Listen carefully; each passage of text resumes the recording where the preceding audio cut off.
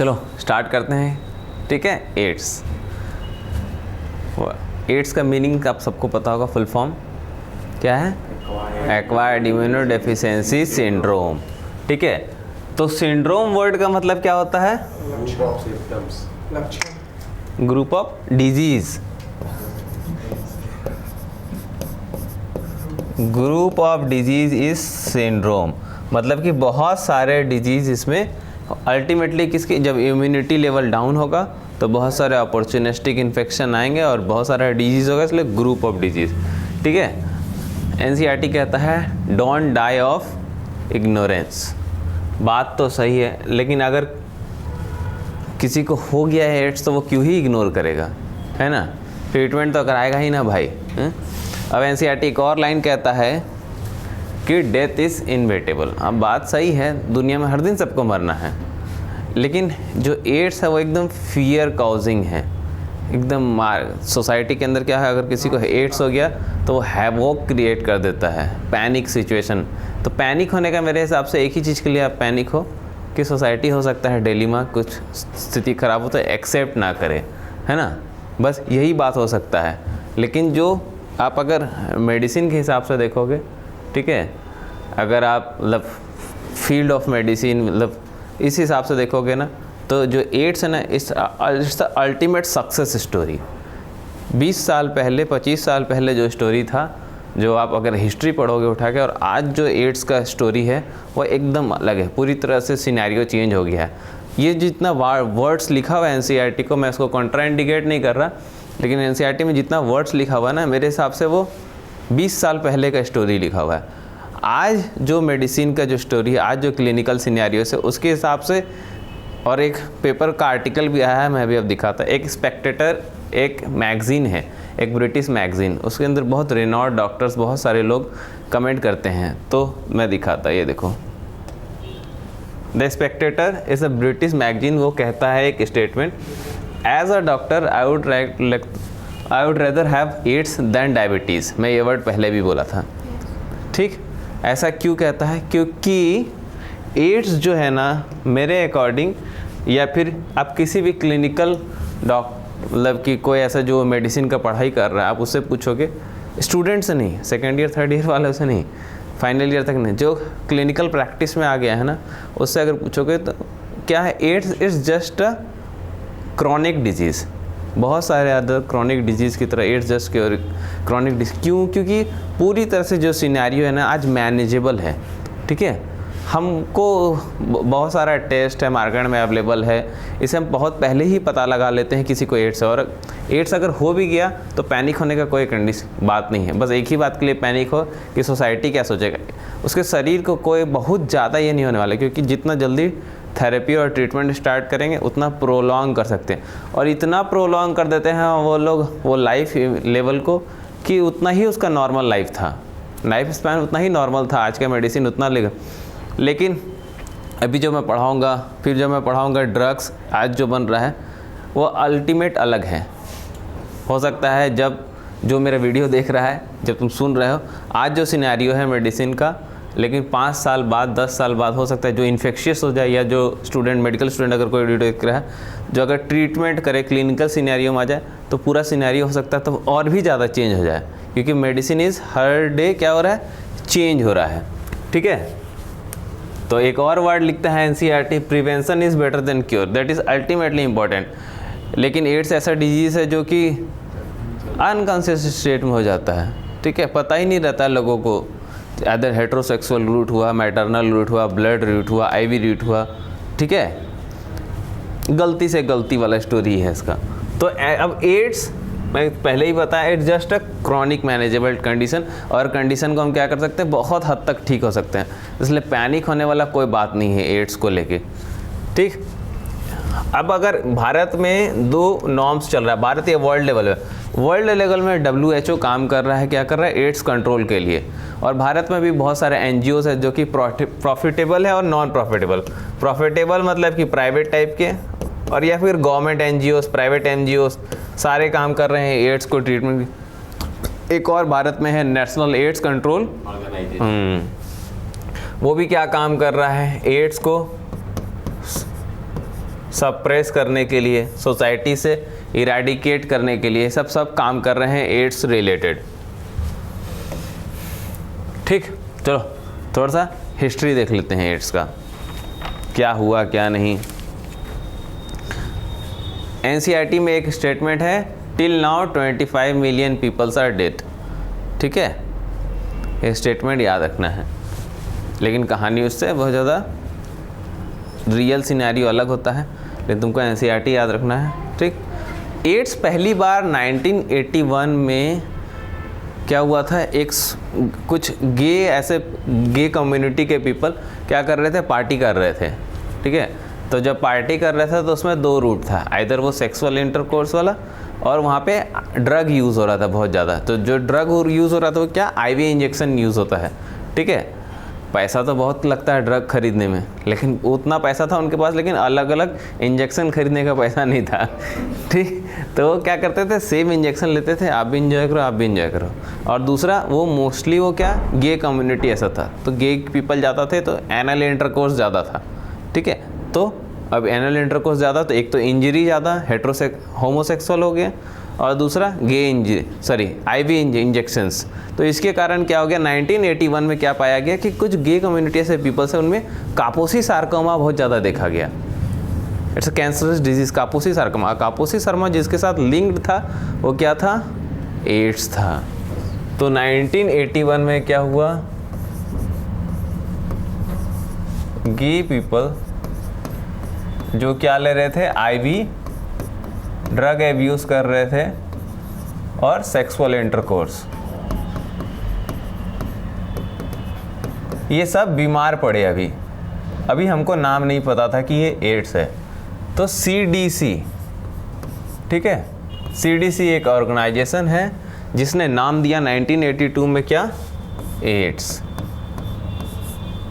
वो बताया है कि इन लोगों को जो बीमारी हो रहा है उस बीमारी का नाम एड्स है। ठीक है, उसके बाद एक साइंटिस्ट आए जिनका नाम था लुइक मॉन्टेगन। ठीक, लुइक मॉन्टेगन आए और हमको 2-3 बात बताएं। वो बताएं this is gay associated virus, but exactly ये बात सही नहीं है ना? सही है क्या? अरे तुम लोग से बात कर रहा, गे एसोसिएटेड वायरस जो बोले वो बात पूरी तरह से सही है क्या? हैं? नहीं है ना? और दूसरा बात बोले कि this is lymphadenopathy associated virus, ये बात सही है। लिम्फोसाइट है ना, लिम्फेडिनोपैथी एसोसिएटेड वायरस, लिम्फेडिनोपैथी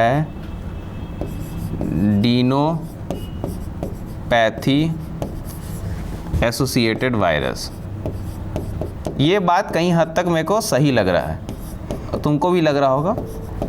ठीक, लिम्फेटिक सिस्टम पूरी तरह से डैमेज हो रहा है, उसे एसोसिएटेड वायरस है, सही है। 1983 में ये स्टोरी हो गया। ठीक, फिर आया ये पूरा वर्ल्ड लेवल का बात हो रहा है। अब हम करते हैं भारत का बात। तो 1986 में पहली बार चेन्नई रीजन में क्या हुआ, first case of HIV virus was detected. तो फर्स्ट केस एक तरह से एक क्वेश्चन भी बन गया है ना। फर्स्ट केस जो डिटेक्ट हुआ था इंडिया में वो कब हुआ था, 1986 में। किस में? चेन्नई रीजन में। आई डोंट एग्जैक्ट, चलो शहर नहीं लिख रहा क्योंकि कंफ्यूजन हो रहा है मेरे को। शहर में किस में हुआ था, कौन सा ऐसा वो कम्युनिटी था भारत में, वो थे ट्रक ड्राइवर। वो एक ट्रक ड्राइवर था,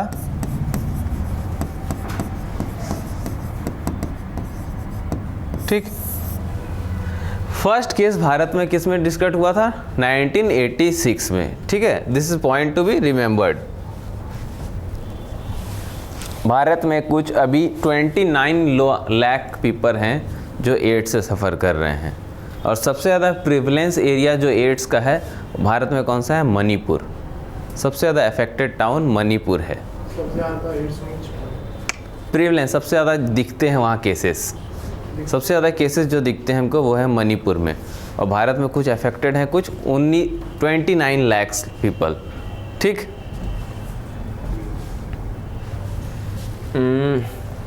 और अब आते हैं इधर 81 समझ गए, 82 में क्या हुआ समझ गए, 83 में क्या हुआ समझ गए, 83 में और क्या हुआ, भारत वर्ल्ड कप जीता था। उसके बाद 86 में क्या हुआ, फर्स्ट केस मिला हमको, ये हटा देते हैं यार, ठीक। 86 में क्या हुआ समझ गए, जब 86 हुआ तो फिर 87, 87 को क्या बनाते हैं हम, वर्ल्ड एड्स डे का डिक्लेयर हुआ। क्या है वर्ल्ड एड्स डे, 1 दिसंबर, फर्स्ट डे को ये वर्ल्ड एड्स डे डिक्लेयर किया गया, ठीक है। ये पूरा हिस्ट्री है एक तरह से। इंडिया में सबसे ज़्यादा जो एड्स दिखता है वो किन में दिखता है, अगर तुम करो, एक होते हैं सबसे ज़्यादा कम्युनिटी है सेक्स वर्कर्स, ठीक है। दूसरा जो कम्युनिटी है जिसको कहते हैं मेल माइग्रेंट्स। मेल माइग्रेंट समझते हैं आप, बाहर से काम करने तो सब जा रहे हैं अपने शहर से। मेल माइग्रेंट्स मतलब जिनको प्रवासी टाइप का कहा जाता है, जो इधर से उधर मूव करते हैं। आप देखो रेलवे स्टेशन और ये सब के पास जो टेंट गाड़ के लोग रहते हैं ना, जिनका कोई ये नहीं रहता है, घर नहीं रहता है, प्रॉपर प्लेस नहीं है, वो इधर से एक शहर से दूसरा शहर, यहाँ फिर बिजनेस किए, थोड़ा सा सामान लगाए रोड के पास, बेचे इधर, फिर थोड़ा कमाए खाए, फिर उनका ट्रक सिस्टम चलता रहता है, ठीक है। फिर जो तीसरा कम्युनिटी जो सबसे ज़्यादा अफेक्टेड है वो है ट्रक ड्राइवर्स। जो ट्रक ड्राइवर्स है उनमें एड्स का प्रिवलेंस बहुत ज़्यादा देखा गया है। उसके रीजन्स तो कॉमन है, ठीक है। इसके कारण होता है HIV वायरस के कारण होता है, तो सब जानते हैं। थोड़ा सा हम पढ़े लिखे लोगों की तरह देख ले तो रेट्रोविरिडी फैमिली है जो मेन कम्युनिटी है, जो फैमिली है जिसके कारण होता है, ठीक है। इसमें भी 2 फैमिली है, एक है डेल्टा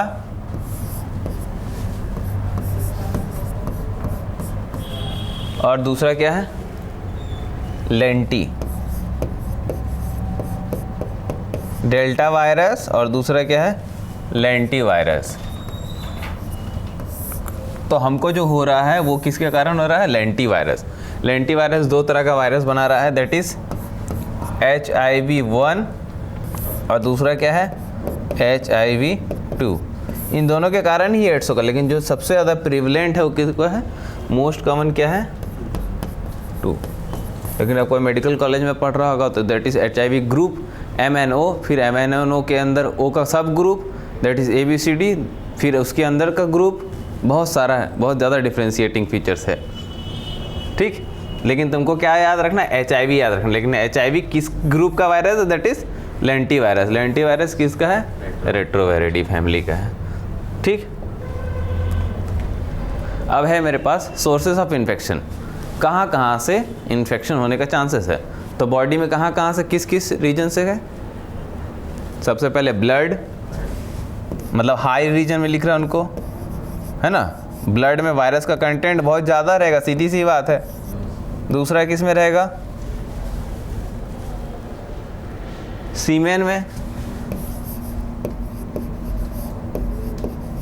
सीमेन समझते हैं ना। तीसरा अरे प्लासेंटा बाहर लेके घूमता आदमी, चांस वाजाइनल फ्लूइड्स में, है ना। और क्या हो सकता है दोस्त, पस में, घाव अगर पस है तो वो भी तो डेंजरस है, ठीक। उसके अलावा भी बहुत सारा CSF वगैरह, सेरेब्रोस्पाइनल फ्लूइड वगैरह भी, ठीक। ये 3 तो तुम पढ़ो ही पढ़ो, ठीक। ये टॉपिक आज जो एड्स है वो जितना इम्पोर्टेंट सब्जेक्टिव पॉइंट्स है उतना डेली लाइफ के हिसाब से भी इम्पोर्टेंट है। क्योंकि जो मार्केट में हैवॉक है, जो सिनेरियो है, क्यों है, क्योंकि उसको बनाया गया है ऐसा कि ये हो सकता है सही बनाया गया था 20 साल 25 साल पहले, लेकिन आज तो क्लिनिकल सिनेरियो चेंज हो गया है ना। बहुत सारा मेडिसिन सिनेरियो में पहले जो ट्रीटमेंट पॉसिबल नहीं था, ट्रीटमेंट मोडालिटी, आज वो बहुत ईजी है। तो उसी हिसाब से अरे तो जैसे डिजीज़ इवॉल्व कर रहा है तो मेडिसिन भी तो इवॉल्व कर रहा है, मतलब टेंशन लेने की बात नहीं है। इसलिए थोड़ा सा इतना समझाऊंगा मैं कि कोई टेंशन का बात नहीं रहेगा आज। लो कुछ ऐसे हैं जिनमें वायरस एकदम नेग्लिजिबल है लेकिन हैं, मतलब that is what, tears, urine, breast milk, इस सब से ट्रांसफ़र नहीं होता है ना एड्स, टेंशन लेने की बात नहीं है। लेकिन स्टिल अगर आप क्वांटिटेटिव PSR करोगे तो इससे भी वायरस हो सकता है आ जाए, ठीक है। और एक और पॉइंट क्या हो गया, सलाइवा। लेकिन फ्रेंच किस से एड्स नहीं होता, इसलिए टेंशन की कोई बात नहीं है, तो सच्चाई है। शादी होगी कि नहीं एड्स वाली का? क्यों नहीं होगी भाई, जिसके साथ भी उसके साथ हो गया प्रोटेक्टेड इंटरकोर्स नाम का चीज़ होता है कि नहीं। तो मतलब वो आदमी तो बच्चा तो नहीं हो पाएगा ना, बच्चा कंसीव ही नहीं कर सकता। हाँ, बच्चा तो प्रोबेबिलिटी, ठीक है। अब सबसे ज़्यादा चांसेस किन में है, इनमें से ब्लड, सही बात है। ब्लड का जो रूट है वो सबसे ज़्यादा हाई रिस्क रूट है, लेकिन ऐसा नहीं है हाई रिस्क। तो अगर 100% का क्वांटिटी पे एनालाइज करें तो 3 से 4% ही है जो ब्लड रूट से हो रहा है। 87% का काउंट हेट्रोसेक्सुअल कम्युनिटी है, ठीक है। लेकिन अगर मैं बताऊं, एक डाटा है मेरे पास 9250/10K, अगर 10,000 लोग को इन्फेक्ट किया जाए ब्लड के रूट से तो उसमें से कितना, 9250 लोगों को, 9250 लोगों को एड्स होगा, दैट इज़ 100% श्योर। उसके नीचे क्या आता है, नीडल इंजरी। नीडल इंजरी समझते हैं, नीडल इंजरी मतलब कि अगर डॉक्टर्स वगैरह OT में अगर ऑपरेट करे, गलती से नीडल प्रिक हो गया तो वो होता है। उसके बाद फिर सो ऑन है, हेट्रोसेक्सुअल, बायसेक्सुअल, मदर मिल्क, ठीक। Mode of transmission, mode of transmission बताओ। सबसे पहले अगर मैं बात करूं तो क्या है, हेटेरोसेक्सुअल,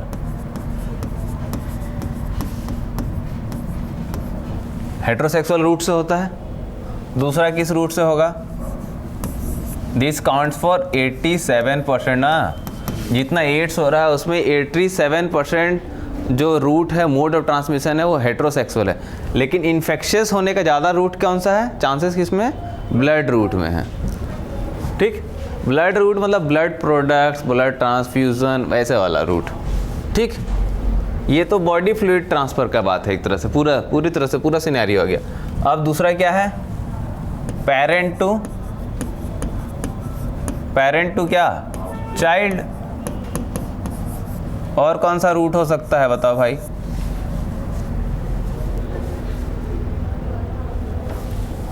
होमोसेक्सुअल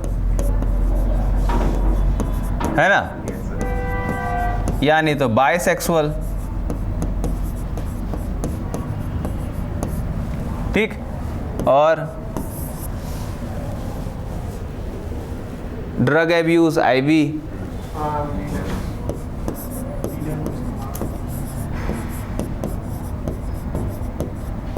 मतलब IV इंजेक्ट कर रहे हैं, इंजेक्शंस लेते हैं जो वो लोग, और ब्लड एंड इट्स प्रोडक्ट।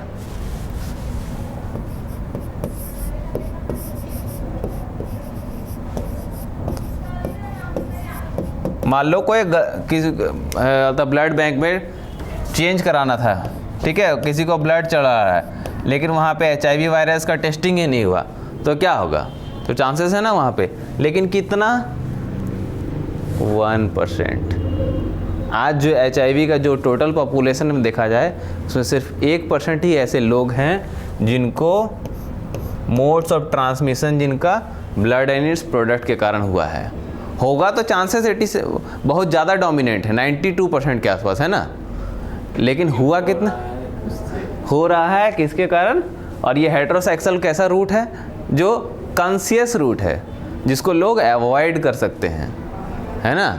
इसको बाय मिस्टेकली हो सकता है कि मिस्टेक हो जाए, वो भी मैन एरर के कारण, मोस्टली मैन एरर के कारण होगा। जहाँ ब्लड ट्रांसफ्यूजन हुआ वहाँ टेस्टिंग नहीं हुआ प्रॉपर, इसलिए होगा। और ये क्या है, मेरा कॉन्शियस रूट है, ये कॉन्शियस रूट है। अगर यहाँ पे प्रोटेक्टेड सेक्स हुआ, बैरियर मेथड यूज़ किए तो कैसे होगा, सीधी सी बात है। मतलब एड्स होना एक तरह से मेरे हिसाब से ऐसा लग रहा है कि लोगों के ऊपर है बहुत हद तक, 90%। ठीक है, और कौन सा रूट है भाई? एक पॉइंट लिख देता मैं, अदर्स। ठीक, अदर्स बहुत सारा रूट है जिनके कारण हो सकता है। ठीक, सबसे ज़्यादा एज ग्रुप कौन है इसमें अफेक्टेड होने का? ड्रग एब्यूज़ का नहीं बात कर रहे हैं, ड्रग एंड एब्यूज़ जो पढ़ाया वो नहीं, 18 से 24 वो वाला नहीं। एड्स होने का सबसे ज़्यादा कौन सा एज ग्रुप को चांसेस है?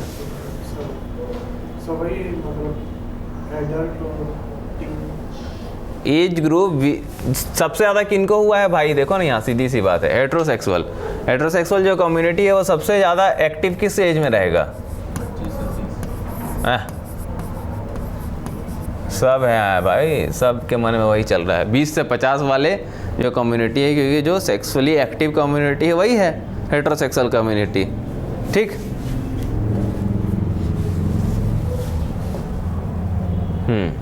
चलो रिस्क, कौन से ऐसे लोग हैं जो सबसे ज़्यादा रिस्क पे हैं जिनको HIV हो सकता है? कौन से ऐसे लोग हैं? वैसे लोग भाई, अब NCERT का पॉइंट बता देता मैं पहले। NCERT कहता है जिनके पास मल्टीपल सेक्सुअल पार्टनर्स हो। सही बात। ड्रग एब्यूज़ वाले लोग, ड्रग एब्यूज़ मतलब क्या? IV रूट जो इंजेक्ट कर रहे हैं उनको। और NCERT का क्या पॉइंट कहता है? वैसे लोग जिनमें ब्लड ट्रांसफ्यूज़न का ज़रूरत हो, रिक्वायर्ड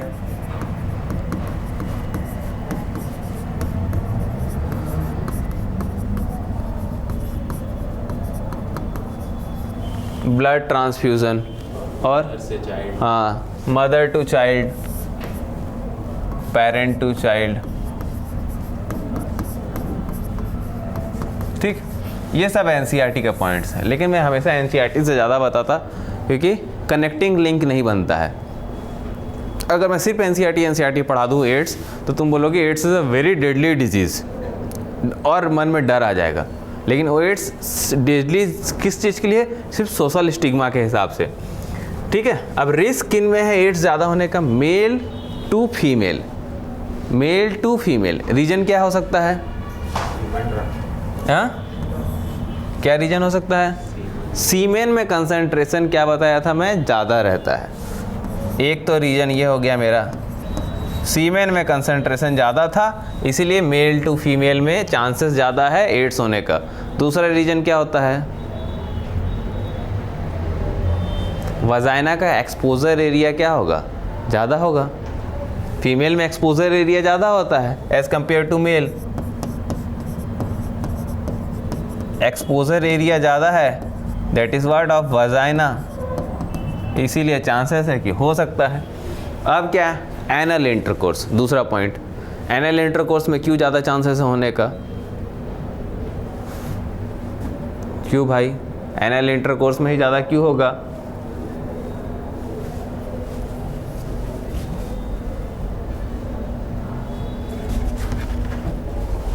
हेलो, हाँ बोलिए। क्लास में है। क्या हो, बोलिए ना।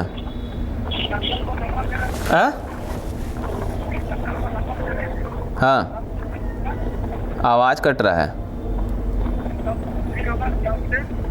क्या बोल रहे हैं? सुनाई नहीं दिया, फिर से बोलिए।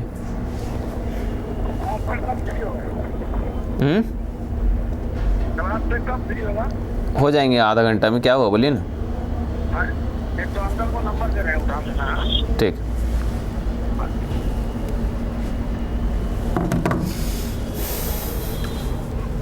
हाँ, दूसरा पॉइंट क्या है? Sexual intercourse. अब सेक्सुअल इंटरकोर्स के sorry anal intercourse, anal intercourse का कारण क्यों होगा ज़्यादा चांसेस क्यों है?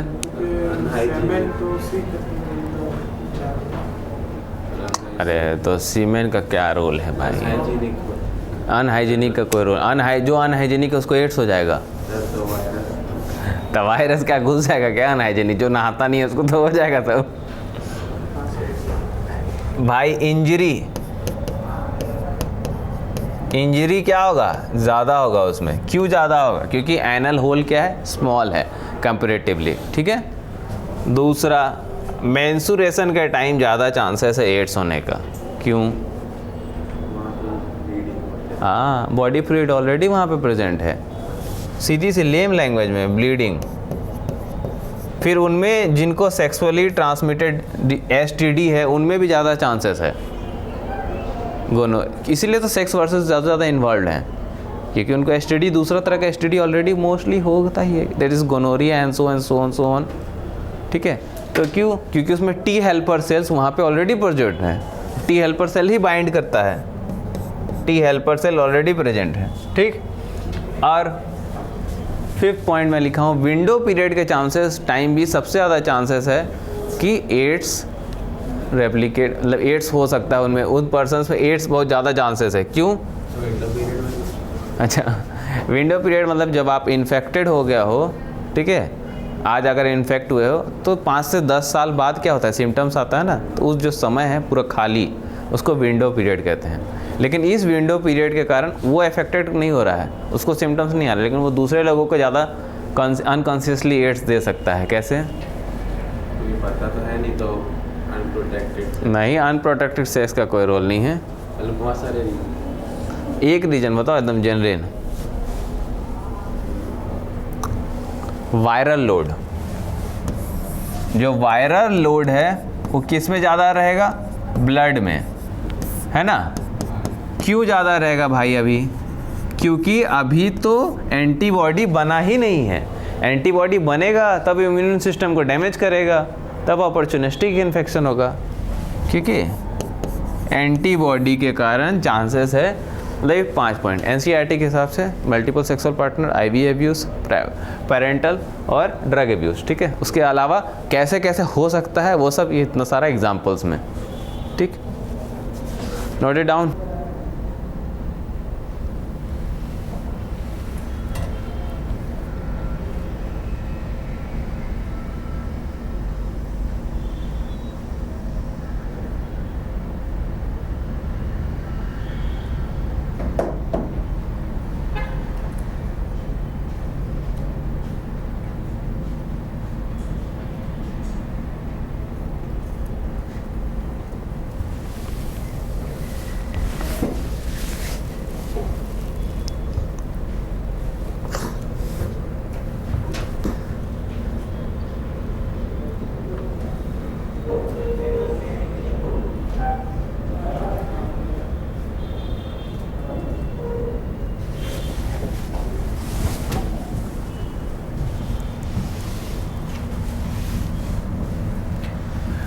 चलो, क्या क्या हो रहा है, कैसे कैसे हो रहा है, तो पूरा सिनेरियो समझ गए, कैसे कैसे रूट्स ऑफ ट्रांसमिशन है, ठीक है।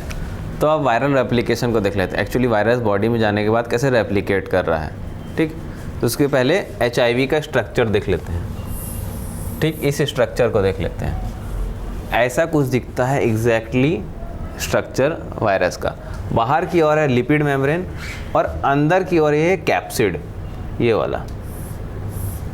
दिस इज क्या है, कैप्सिड, ठीक। इसमें 2 डिविजन्स रहता है, ठीक। और हमारे पास अंदर में कुछ क्या है, सिस्टम है जो कि क्या करेंगे, एंजाइम से जो चेंजेस कराएंगे। दैट इज, पहला क्या है यहाँ पे दिया हुआ है रिवर्स ट्रांसक्रिप्टेज। दूसरा है यहाँ पे, दिस इज प्रोटीएज। यहाँ लिखूँ,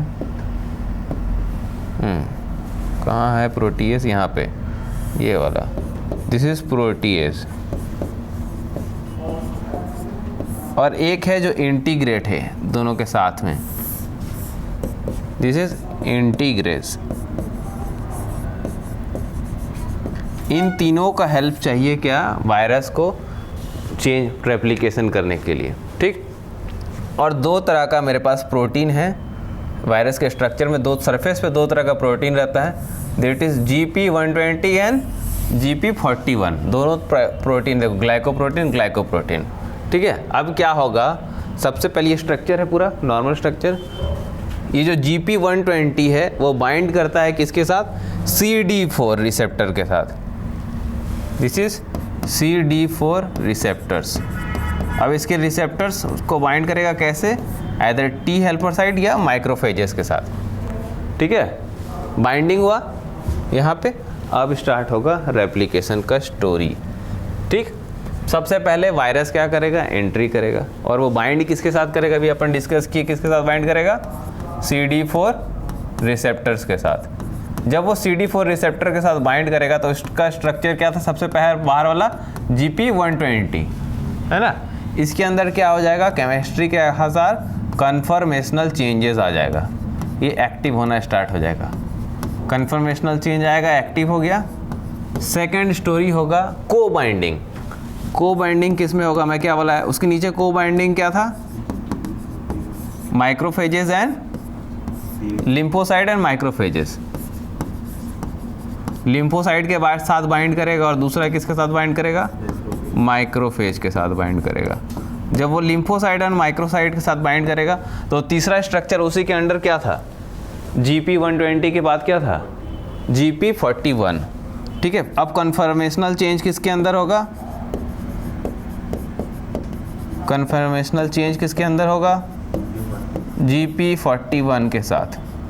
ठीक, अभी भी वायरस अंदर नहीं आया है। अब क्या होगा? वायरस, देखो इस स्ट्रक्चर को, ये बाहर वाला स्ट्रक्चर अफेक्टेड हो गया, उसके नीचे का है GP41।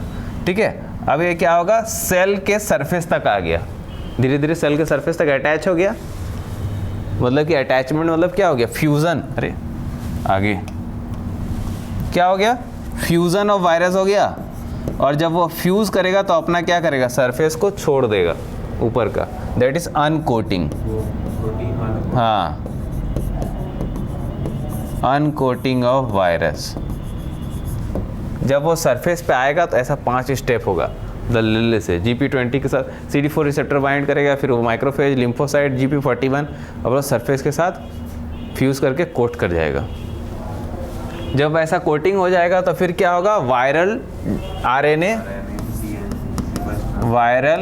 RNA क्या बना देगा? रिवर्स ट्रांसक्रिप्शन मैकेनिज्म के साथ वायरल DNA।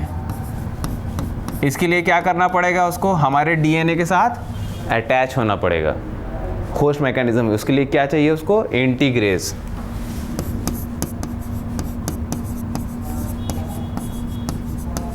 ठीक, फिर क्या होगा? वायरल RNA क्या करेगा? मैच्योर वायरस बनाएगा और इम्यूनियंस बनाएगा। ठीक है,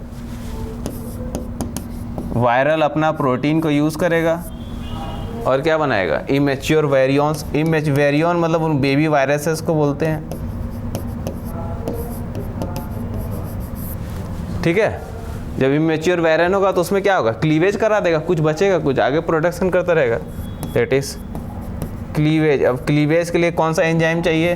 दैट इज प्रोटीएज। ठीक है, और बाद में जाके मैच्योर वायरसेस बना देगा, आगे जाके प्रोडक्शन होते हैं। ठीक, और इस मैच्योर वायरियंस क्या होगा? यहाँ से रेप्लिकेट होके सिस्टम में आ जाएगा। तो देखो, इस स्ट्रक्चर को देखने का अल्टीमेट मतलब क्या है? एक तो तुम समझ गए कि कैसे वायरस अटैक कर रहा है, और इसी में पैथोलॉजी के साथ ही फार्माकोलॉजी। अगर दवा के हिसाब से तुम देखो तो अब मैं रेड नहीं ग्रीन लगाता ना, ग्रीन लगाता तब से मैं ऐसा क्या करूं? ऐसा कुछ लगा दवा दूं उसको जिससे CD4 रिसेप्टर बाइंड ही ना करे। पहला दवा बन गया। ठीक, दूसरा दवा, यही सिस्टम सेम है। CD4 रिसेप्टर बाइंड नहीं करेगा तो सरफेस भी नहीं आएगा। ठीक है, अगर वो भी हो गया भाई गलती से, चलो वो भी फॉल्ट हो गया गलती से, तो हम क्या, दूसरा दवा क्या दे सकता? मैं रिवर्स ट्रांसक्रिप्टर को ब्लॉक कर देता। रिवर्स ट्रांसक्रिप्टेज ब्लॉकर दे दूँ, नहीं हो पाया, चलो इंटीग्रेज दे दिया, इंटीग्रेज भी काम नहीं कर रहा है, प्रोटीएज दे दिया। हैं? इतना सारा ऑप्शंस है, तो फिर डरने का क्या बात है? वही ना, पहले पता ही नहीं चल पाता है। अरे तो अगर पता चल भी गया तो CD4 रिसेप्टर हम बढ़ने ही नहीं देंगे। इनिशियल डेज में चला इनिशियल डेज में पता चल गया था तो सो वेल हैप्पी। दिक्कत एड्स के साथ बस एक ही है कि एड्स जब हमको पता चलता है तो वो स्टेज 3 में पहुंच जाता है, ठीक है। लेकिन आपको उससे पहले स्टेज 3 में पहुंचने से पहले भी बहुत सारा सिम्टम्स आएगा, इसलिए कहते हैं रेगुलर ईयरली चेकअप कराओ। तो ये सारा टेस्ट वेस्ट इंक्लूड रहता है, ठीक। चलो भाई, ये देखो इस स्टेप में यहाँ पे अगर मैं बात करूँ तो उसी को वर्ड्स में आए G20 एंड CD4 रिसेप्टर के साथ क्या हो रहा है, यहाँ पे बाइंडिंग हो रहा है। अब यहाँ पे एक दूसरा स्टेप हो रहा होगा, कन्फर्मेशनल चेंजेस हो रहा है अंदर वाला, दैट इज G41 के साथ हो रहा है, कन्फर्मेशनल चेंजेस हुआ। अब सरफेस के साथ क्या क्या कर गया, इंटीग्रेट कर गया। जब इंटीग्रेट कर गया तो रिवर्स ट्रांसक्रिप्टेज को यूज़ किया और क्या बना है, वायरल डीएनए से वायरल आरएनए से वायरल डीएनए, जिसके लिए क्या चाहिए हमें, इंटीग्रेज एंजाइम यूज़ किया और हमारा होस्ट डीएनए को अपना मशीन बना लिया और नया वायरस रेप्लिकेट करना पड़ा। लेकिन ये नया वायरस क्या करेगा, आगे जीनोमिक वायरस को और कैसे ट्रांसफ़र करेगा, उसके लिए क्या चाहिए, उसको क्लीवेज कराना पड़ेगा। उस क्लीवेज के लिए क्या चाहिए, प्रोटीएज चाहिए। और लास्ट में क्या छोड़ देगा, वो मैच्योर वायरस छोड़ देगा जो कि इन्फेक्शियस रहेगा, आगे डिजीज़ कॉज करेगा। चलो एनसीईआरटी, अब एनसीईआरटी के अकॉर्डिंग अगर ले तो CD4 को मेंशन नहीं किया है, ठीक है। टी लिम्फोसाइट को मेंशन करके बात कर रहा है, लेकिन हो क्या रहा है, CD4 के कारण। टी लिम्फोसाइट तो सेकेंडरी स्टेज में आ रहा है, एक्चुअली तो CD4 रिसेप्टर हो रहा है, ठीक है। तो नॉर्मल रेंज जो होता है, चलो ये भी अगर बता दूँ, अगर क्या बोल रहा है कि जब टी लिम्फोसाइट लेवल कम होगा तो HIV वायरस का लेवल बढ़ेगा। हाँ, तो अंडरस्टैंडिंग तो एकदम सिंपल फेनोमिना है।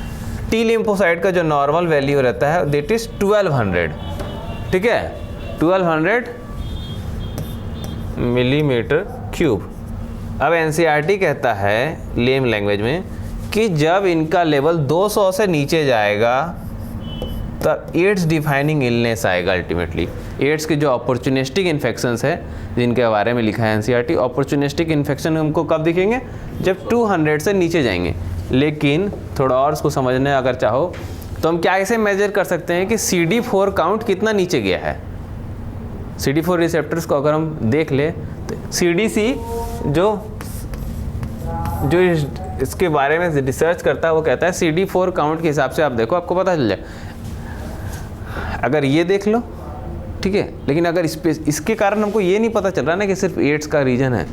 टी लिम्फोसाइट्स तो बहुत सारे रीजन में नीचे जाएंगे बॉडी के, लेकिन इसको स्पेसिफिक रिसेप्टर कौन है, CD4। तो हम CD4 का 3 स्टेज है। अगर मेरे पास 500 से ऊपर है तो स्टेज 1, अगर मेरे पास ये लगभग 1 मिनट ना, अगर ये मेरे पास 200 से 499 का रेंज में है CD4 रिसेप्टर्स, तो क्या कहेंगे कि ये स्टेज 2 में है। लेकिन स्टेज 3 में क्या रहेगा, 200 से भी नीचे रहेगा, या नहीं तो लेस देन और इक्वल टू 14%। अब इस केस में क्या होगा, अपॉर्चुनिस्टिक इन्फेक्शन या AIDS defining illness, AIDS defining illness. उस आदमी को क्या होगा, अब एड्स में जो अपॉर्चुनिस्टिक इन्फेक्शंस होते थे वो होंगे। क्या है अपॉर्चुनिस्टिक इन्फेक्शंस, मैलिग्नेंसी। मैं सबसे पहले क्या बताया था, गे लोगों में कौन सा कार्सिनोमा देखा गया, दैट इज कापोसी सार्कोमा।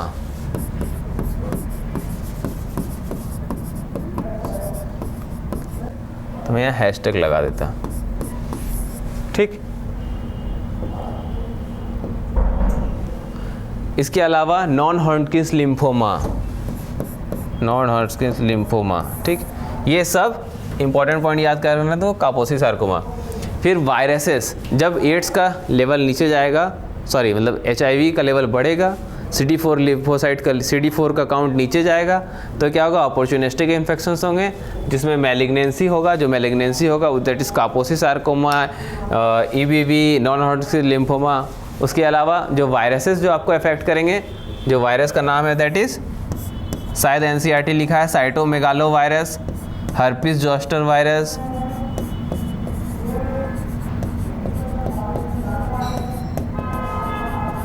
इन सब के कारण क्या होगा, आपको प्रॉब्लम होगा, ठीक है। फिर बैक्टीरिया, अब तो ये तो एनसीईआरटी लिखा ही है, माइकोबैक्टीरियम एवियम कॉम्प्लेक्स,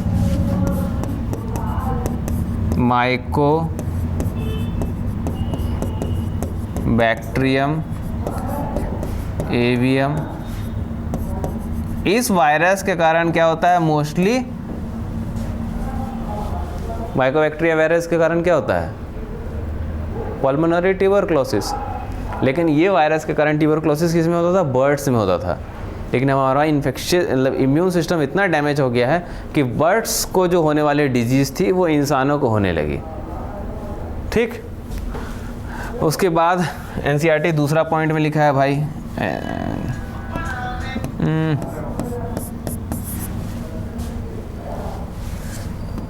माइकोबैक्टीरियम क्या है, ट्यूबरक्लोसिस। जो हमारा है वो तो हमारा है ही, माइकोबैक्टीरियम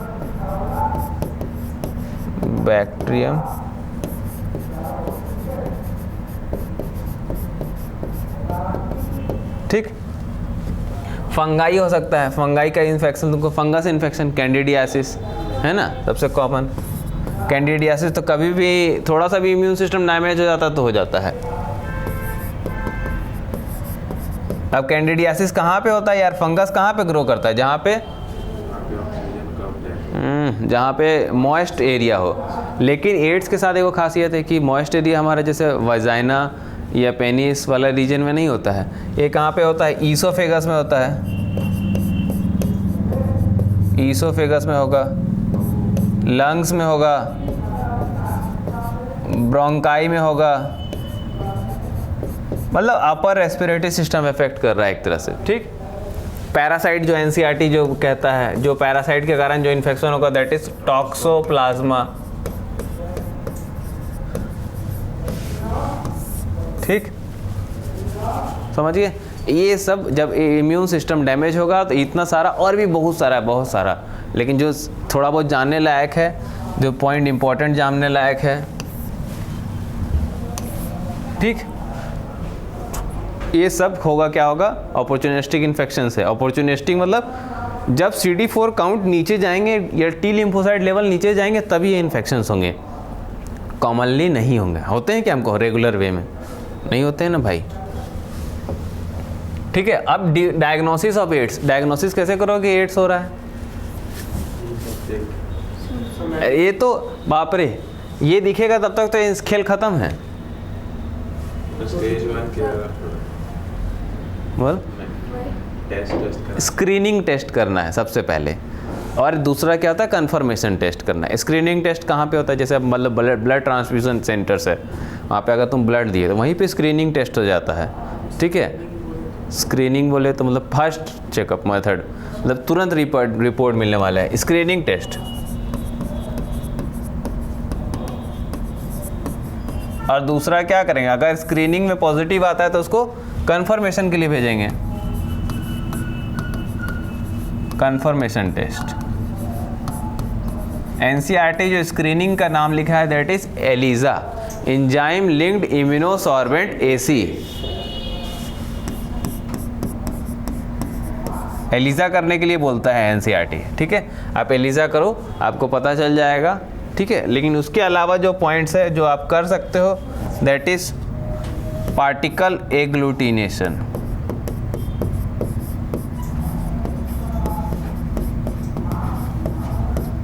एंड सो ऑन बहुत सारा होता है। वो आरटीपीसीआर हो रहा था वो भी कर सकते हैं। आरटीपीसीआर तो कंफर्मेशन टेस्ट होता है हमेशा, यानी तो डॉट ब्लॉट कर सकते हैं आप। एक्चुअली होता कैसे है मैं बताऊं तो, अगर इसको ऐसा देखा जाए तो ERS कहते हैं अपन। ठीक है, अगर मतलब कि क्या होता है थोड़ा डॉक्टरी समझोगे तो ERS कहते हैं। ERS मतलब एक तो हो गया है दैट इज ये। ठीक है, R स्टैंड फॉर रैपिड, कोई ऐसा रैपिड टेस्ट कर दो। रैपिड टेस्ट कौन सा होता है, एंटीजन टेस्ट वगैरह सब रैपिड टेस्ट ही है। ठीक है, और नहीं तो एक और स्पॉट टेस्ट। ठीक, आप एंजाइम एलिजा करो, अगर आप एलिजा में पॉजिटिव आ गया मान लो, ठीक है, किट सिस्टम है एलिजा, अगर एलिजा में पॉजिटिव आ गया तो आप उसको क्या करना है, कंफर्मेशन करना है, क्योंकि एलिजा हो सकता है फॉल्स आया हो। तो कंफर्मेशन के लिए क्या करेंगे हम, कौन सा टेस्ट करेंगे, western blot. Western blot use करेंगे और कंफर्मेशन मिलेगा हमको। ठीक, जब तू बात कर रहा है RT-PCR, वो भी कर सकते हैं। RT-PCR करते हैं हम चिल्ड्रंस में, और एडल्ट्स में करते हैं हम क्वांटिटेटिव PCR, QPCR, ये एडल्ट्स में करते हैं। ठीक, इसके अलावा भी बहुत सारा मेथड कर सकते हैं, that is viral loading test कर सकते हैं। QPCR ऑफ क्या, HIV करना पड़ेगा ना। ठीक, लेकिन हमको कंफर्मेशन के लिए कौन सा टेस्ट करना है, वेस्टर्न ब्लॉट, और स्क्रीनिंग के लिए ELISA। इसके अलावा RT-PCR कर सकते हैं, QPCR कर सकते हैं, वायरल लोड एस्टिमेशन दे सकते हैं, ब्लड में वायरल का कितना लोड है। ठीक, इन सब से हमको पता चल जाएगा कि अब है इम्पॉर्टेंट बात, इन्फेक्शन सिम्टम्स। अपॉर्चुनिस्टिक इन्फेक्शन जो आना था, लेकिन उससे पहले भी तो क्या होगा, जैसे फर्स्ट कोई आदमी इन्फेक्ट हो गया, अब उसको 3 से 6 वीक के अंदर क्या होगा, एक्यूट इन्फेक्शियस सिंड्रोम होगा। क्या होगा, एक्यूट वर्ड मतलब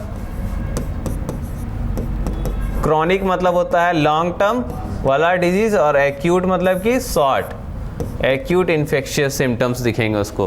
क्या होंगे एक्यूट इन्फेक्शियस, मतलब कि सिंपल रैसेस दिखेगा उसको। ठीक, रैसेस दिखेगा उसको, सोर थ्रोट होगा उसके साथ, फीवर आ सकता है, डायरिया होगा, फीवर होगा। अब किसी को ये इन्फेक्शन होता है तो वो जाएगा डॉक्टर के पास टेस्ट कराने के लिए, तो एकदम लेम है, कॉमन है, ये तो घूमने पड़ेगा। अगर किसी को इन्फेक्शन होता है ऐसा तो नहीं जाएगा डॉक्टर के पास,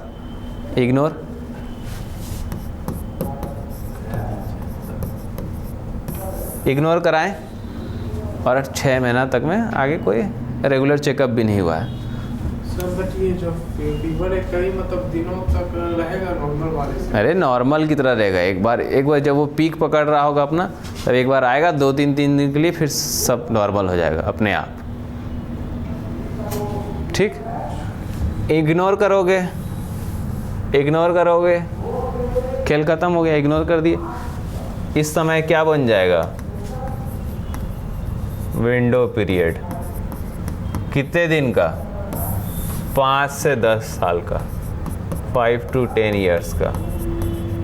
अब 5 से 10 साल का जब विंडो पीरियड मिला, जब आपको सिम्टम्स दिखना स्टार्ट हुआ, तब तक तो वो पूरी तरह से अंदर क्या कर दिया होगा, डैमेज कर दिया होगा।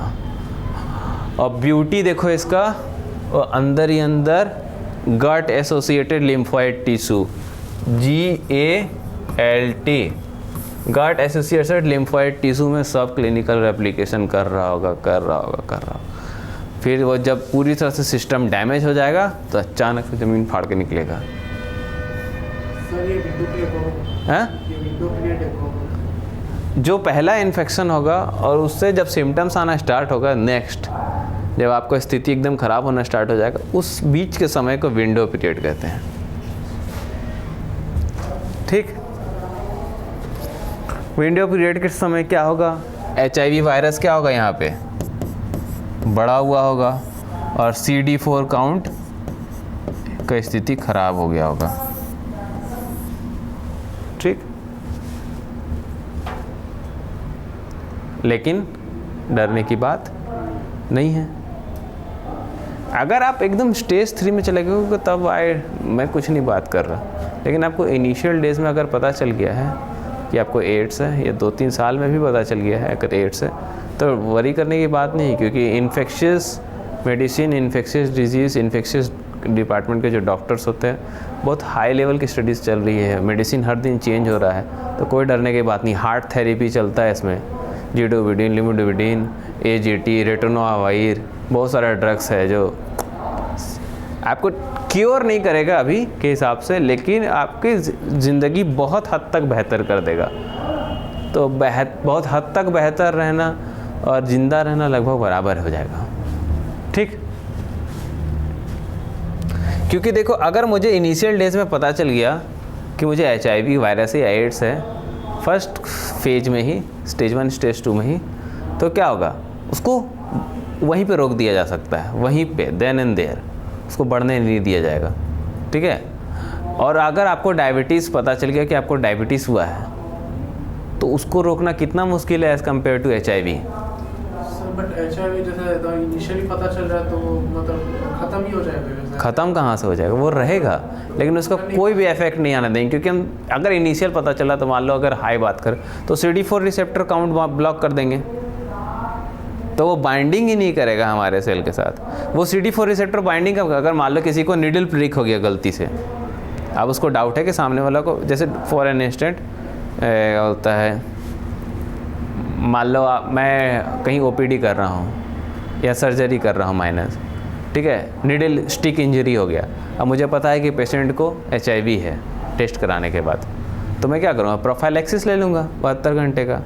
अगर आया तो आगे जितना दिन मेरी डॉक्टर के हिसाब से मैं बात करूँगा, जो डॉक्टर बोलेगा जितना दिन दवा खाऊँगा, कंट्रोल हो गया, ठीक है। अब मैं हेटेरोसेक्सुअल पार्टनर के साथ किया किसी के साथ, अब मुझे पता चला, वैसे पार्टनर्स नहीं जिनके स्टोरी मुझे पता है, अगर मेरे को पता चला कि सामने वाला को एड्स है, तो फिर मैं क्या करूँगा, अपना वायरल लोड एस्टिमेशन टेस्ट कराऊँगा, या नहीं तो मैं क्या कर सकता हूँ, 6 महीना में या 1 साल में जो टेस्ट हैं, नॉर्मल टेस्ट हैं, जो मार्केट में बहुत प्रोग्रेसिवली ग्रो कर रहे हैं, वैसे टेस्ट करा सकता हूँ, अगर मेरा लाइफस्टाइल ही वैसा है ना। अगर मेरा लाइफस्टाइल में ये सब चीज़ का कोई ये रोल नहीं है, मोड ऑफ ट्रांसमिशन का ऐसा कुछ नहीं दिख रहा है रोल, तो ठीक है। लेकिन अगर मेरा लाइफस्टाइल वैसा है तो मैं क्या करूँगा, वैसे टेस्ट कराऊँगा, है ना, सीधी सी बात। अगर वो लाइफस्टाइल जीना है तो थोड़ा सा कॉशियस रहना पड़ेगा, सेकंड वे, अगर दिस वे और दैट वे ना।